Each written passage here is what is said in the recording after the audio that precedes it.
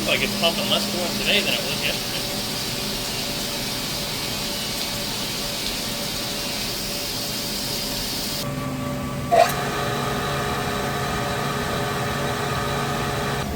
We pulled the bolt, checked the manifold, we pulled the check valve on the pump, that was clear. We cleaned out the coolant tank and got all the chip out of there, and still no pressure. Although we did leave the check valve open and there's pressure at the check valve. It would seem we took this cap off and turned it on and it shot everywhere. It seemed like there was plenty of pressure coming out of here, just not coming out of the coolant lines.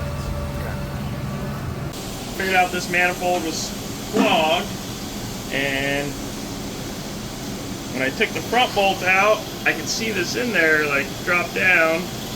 So I pulled this bottom bolt out, which is this one, and this broken spring was in there. And when we turned the coolant on, this thing shot out, and then we had coolant flow. So I'm not sure what this thing is, but this was blocking everything.